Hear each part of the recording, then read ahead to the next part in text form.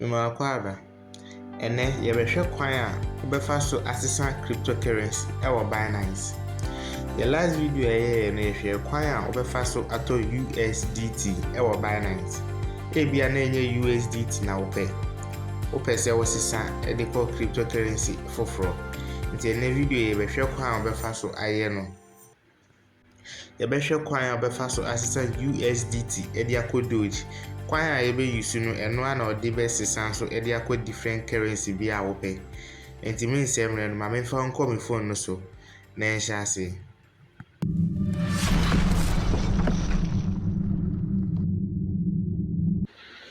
Nti mebie me Binance app no. Afei mbie Binance app na wobɛhu sɛ abie sei. Nti wobɛhwɛ ase ha sɛ yɛatwerɛ trade ɛwɔ ha. Sɛ woyɛ obi a wonni Binance account and yɛ first time ɔhwɛ videos a wobɛtumi akɔ back to a previous video na wakɔhwɛ asua ade a Binance ɛyɛ. Nti wohwɛ ase ha wobɛhu sɛ trade ɛwɔ ha no na wabɔ trade no so. Afei sɛ wohwɛ soro ha wobɛhu sɛ yɛwɔ P2P, Alpha, Spot ɛna Convert. Nti wobɛbɔ Convert no so. Nti wohwɛ ase ha wobɛhu sɛ yɛwɔ instant, yɛwɔ recurring ɛna limit. Yɛbɛba bɛhwɛ deɛ ɛkyerɛ. Nanso sisi a sɛ wohwɛ ase ha wobɛhu sɛ yɛatwerɛ from ɛwɔ ha. From no ɛkyerɛ coin koro a wode bɛdi nsesa no. Ebia na Bitcoin a wobɛbɔ arrow ketewa wɔ so na choose Bitcoin. But we no USDT ɛna ɛwɔ. Nti sɛ woba na sɛ ɛnda USDT no so a wobɛtumi abɔ arrow ketewa wei na wahwehwɛ USDT no na wabɔ so, anaasɛ wahwehwɛ currency koro na wowɔ a wode bɛdi nsesa no na wabɔ so. Afei wohwɛ tu no nso a ɛno nso ɛkyerɛ currency koro a yɛde ba abɛgye. Nti sɛ yɛsesa de akɔ Doge, nti mɛbɔ Doge. Wobɛtumi asɛkye wɔ ɛsoro ha anaasɛ wobɛscrolling so akɔhu coin koro na wopɛ no. Nti mebɔ ɛsoro ha na me type Doge di no ɛhyɛ hɔ a wobɛhu sɛ Doge no ɛna ɛda soro ha no deɛ ɛdi nkan na mabɔ Doge no so. Afei mebɔ so a wobɛhu sɛ nkyɛn ha ade yellow wei won sɛ yɛatwerɛ max yellow bi ɛwɔ ha no. Sɛ wobɔ max no so a deɛ pakyɛ nyinaa sɛ osika dodoɔ na anaasɛ USDT na wowɔ ne nyinaa no wo convert ɛde agye Doge. Eti sɛ mebɔ max no so a bo sɛ yɛatwerɛ 34.67 ɛwɔ ana kyɛ sɛ me sika ne nyinaa sɛ me convert ɛba Doge a menya 34.67. But sɛ me wɔ specific amount a mepɛ sɛ mebɔ a metumi abɔ na ma convert. Sɛ mebɔ $1 ɛhyɛ ha won sɛ yɛbɛtwerɛ 10.50 na kyɛ sɛ $1 biara no sɛ anaasɛ 1 USDT biara no menya 10.5 Doge. Wate ase. Nti sɛ mebɔ preview na mebɔ confirm a ɛsan sɛ wohwɛ ɛsoro ha na ɛda instant ne nti no ɛbɛ convert ɔmo bɛgye me dollar no ɔmo ama me Doge no instant animanim yɛ.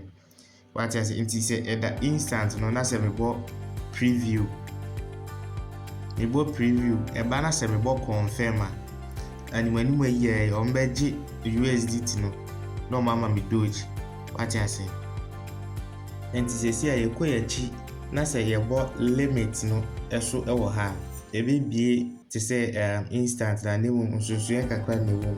Nti from no yɛ nim dada sɛ ɛyɛ coin kora yɛde bɛdi nsesa ɛna tu no nso ɛwɔ ha nti yɛde kɔ Doge nti yɛbɛsesa prove no ɛde akɔ Doge.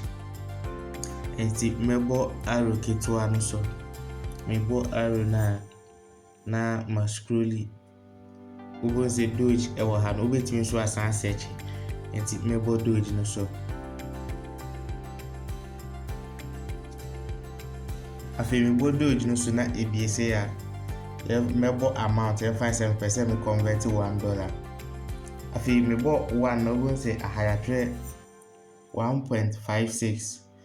Na mmom wohwɛ ase ha ba bi yɛatwerɛ price na ɛma yɛ kwan ɛma yɛtɔ USDT no anasɛ convert USDT no ɛkɔ Doge wɔ abere a Doge no boɔ no aduru price a yɛpɛ. Nti sɛ yɛkɔ instant sisi a na yɛkɔhwɛ adeɛ a wobɛhu sɛ wohwɛ aseɛ ha a Doge baako bia ɛyɛ 0.950092. Nti sɛ ɛka sɛ ɛsesa 1 USDT akɔ Doge a yɛbɛnya 10.52 Doge. Nti sɛ yɛsan kɔ limit na sɛ ɛbɔ $1 no ɛhyɛ ha a na sɛ yɛbɛhwɛ price no deɛ wɔ aseɛ ha ebi a yɛyɛ mpɛ sɛ yɛbɛtɔ no 0.950092 no ebi a yɛyɛ pɛ sɛ Doge no boɔ ɛbɛduru 0.9389 a ansa na ɔmas di nsesa no nti wobɛbɔ ɛno no ahyɛ ha no nti mɛbɔ 0.9389 ahyɛ ha na kyerɛ sɛ meka kyerɛ Binance for sɛ USDT no anasɛ sɛ Doge no boɔ no ɛbɛduru 0.9389 a ansa na ɔmo akɔnvɛte anasɛ ansa na ɔmo agye me USDT no ama me Doge. Nti wohwɛ ase ha nso abom sɛ yɛatwerɛ expired in 30 days. Na kyerɛ sɛ within 30 days no sɛ Doge no boɔ ɛbɛduru 0.9389 no a ɔmo bɛdi nsesa ama me. Sɛ etwam na ambɛduru a contract no expire gye sɛ mesan yɛ foforɔ. Nti wobɔ ase hɔ nso wobɛtumi ahyehyɛ day koro a wopɛ. Nti mewia na mabɔ confirm.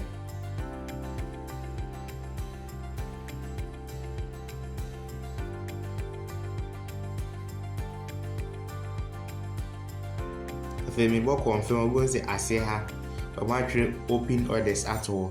Nti ayɛ sɛ watwerɛ w'anim nsɛm ato hɔ bisa ayɛ te sɛ deɛ watwerɛ w'anim nsɛm ato hɔ na yɛde ato a yɛtwɛn sɛ time no bɛso na yɛdi ho asɛm no. Nti saa na open orders no ɛkyerɛ. Nti sɛ ɛda hɔ no ɛtwɛn sɛ time no anasɛ price na wokae no sɛ price no nyɛ aduru pɛ Binance fo bɛsesa wo USDT no ama wo Doge sɛdeɛ wosi yɛ no a. Sɛ wowɔ asɛm bisa anasɛ mmoa bi a wobɛtumi de ato comment section hɔ no ɛna afei nso sɛ w'ani gye video yi ho a mma worɛ mfi sɛ wobɛ like na washare wowie nso a na wasubscribe to channel no. That's